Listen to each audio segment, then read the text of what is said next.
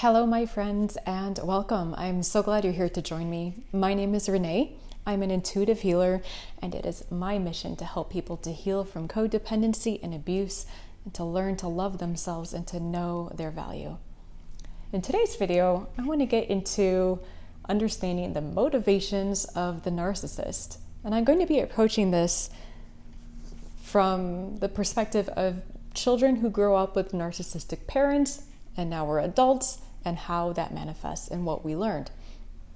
The reason why I want to talk about this subject is because it can be really helpful as we're healing to understand what the narcissism is about, what was driving that narcissistic parent, to be able to see it objectively from a distance can be very, very helpful for us to understand and heal and accept it and to move on. Another reason why it's helpful is that it can help alert us to those red flags of narcissism as we have relationships with people in our life, whether it's someone at work or for dating or anywhere, so that we can better understand and catch those red flags as they're coming into our experience. Now, I could talk about this for about an hour straight, but what I'm going to be doing instead is offering kind of a multi-part series and be talking about the different aspects of narcissism from different angles in more palatable, bite-sized pieces. It's just easier to process and absorb, I think. So let's get into today, and I'm just going to be covering one aspect, the foundation of narcissism. It's important to understand that narcissism is fueled by getting love from outside of the self. Everything is externalized. The sense of value and the sense of worth, the sense of love comes from outside of that person. So the narcissist does not know how to give them self-love. They don't know how to self-soothe or how to manage and deal with their emotions. They don't know how to deal with rejection or shame. What they do is they learn to get love from outside of themselves.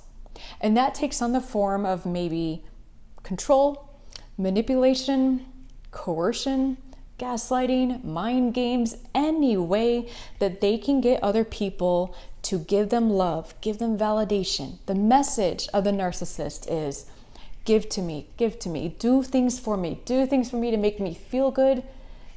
And if they don't get that, they feel rejected and hurt, and it holds the mirror up to this giant, deep wound that they have never dealt with and that they are still not dealing with. So understand that that is their motivation, is to get love outside of themselves by getting people to do what they want, to be who they want, to make them look good, to make them look superior.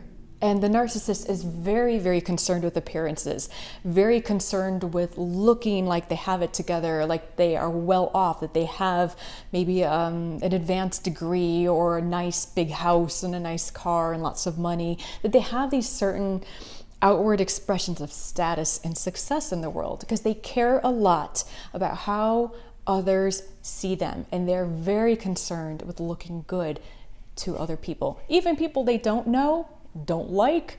They want to look good, and they want their children and they want their peers and they want their partner to give to them to continually support and supply their sense of self, because they can't do it on their own.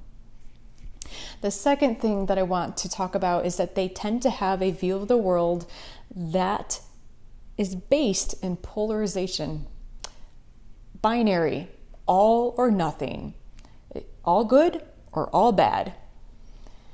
It's this black and white way of thinking and seeing the world, instead of looking at situations and challenges that come into their life as maybe having steps and shades in between. Instead of responding to a situation and maybe there's a job they don't like, so they just want to quit.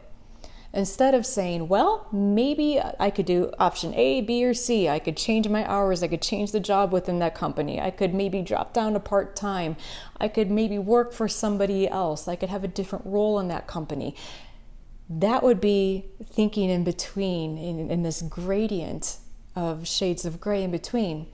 The narcissist will tend to approach things from all or nothing. It is all good or all bad. And if you are the child or grew up as a child of a narcissistic parent, you also learned this same thing. You learned you were either all good, you were the favorite, or you were all bad, and maybe you were abandoned and ostracized and on the outside of the family unit. And it's very likely that you took turns being included and being excluded. You learned that when you did what the parent wanted you to do, you were included and you got the love and attention and approval that you wanted. And if you did not comply, and if you did not follow along, you were quickly on the outs and you were excluded and abandoned. And it was made very clear to you that that parent did not like you because they withheld love from you. The next thing I want to point out is that the narcissist's scope of understanding is very, very small and very limited to what they value and deem as having importance.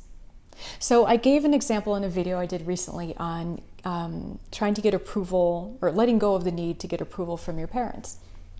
So you might have learned growing up, and I gave this example in that video, that let's say you're in high school and you are interested in theater and music and creative writing, and what you learn is that in your family, what your parent values is sports and playing football, and that is what you do. None of that theater crap, none of that BS. And so you learn that in order to get love from your parent, you have to abandon what you feel drawn to and what you want to do, and to do this other thing so that you can get the approval and love of your parent. Or you may find yourself being drawn to writing and speaking and journalism, and you want to go into journalism, and you learn that nope, no daughter or son of mine is going to do that. You need to be an engineer, or maybe a programmer, or get some sort of advanced degree in medicine or in law. And that's how you're going to get acceptance. That's how you're going to get approval. So you feel conflicted and you struggle with what you want to do, and you're trying to make yourself fit into this other path that's not you. And that's how you start to listen to that, because you want the love and approval from your mom or dad. And the only way to get that is to abandon yourself and go this other direction. So you have this internal conflict within yourself for years. Or maybe you find yourself doing this other profession or this other career path that you do not enjoy, but you do it because you feel like that's what you're supposed to do, because that's what you were taught. The narcissist's understanding is limited to what they value. So if they value those things I mentioned, they value those career paths, for example, or they value having a certain lifestyle, and yours is other than that, you are likely to be met with criticism, judgment, and abandonment. The narcissist's scope of understanding is small, and they will bully and criticize what they do not know, because they only support that very small amount of things that they deem as having value in the world. That makes it very difficult for the child and adult who grew up with that parent, because now they have within them, they devalue what they are naturally good at, because they don't realize that that parent was coming from that perspective of this very limited view of not understanding, not seeing, not supporting that there is value in all different professions, all different lifestyles, that each person is walking and came into this life walking their unique path. So it's good to recognize and see where that comes from. That comes from a very narrow, very small view of the world. Now, like I said, there is much, much more for me to cover, but I just wanted to start out with these 3 main points about narcissism and what drives the narcissism to have the views of the world that they have, to act in the ways that they do. And I just lightly touched upon some of the effects of that behavior.